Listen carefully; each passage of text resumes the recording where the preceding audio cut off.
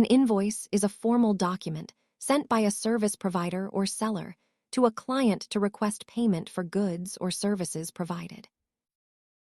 At its core, an invoice is a formal request for payment that outlines exactly what was delivered and how much is owed. You will often see terms like net 30, which tells the client when the payment is due after they receive the bill. A clear invoice helps you get paid faster by making it easy for the client to understand exactly what they are being billed for. Don't confuse an invoice with a receipt. An invoice is a request for money, while a receipt is proof that money has already changed hands. Most businesses track invoices from the moment they are sent until the funds are successfully deposited into their bank account. Keeping your billing records organized simplifies your tax filing and helps maintain a healthy cash flow for your business. Thanks for watching.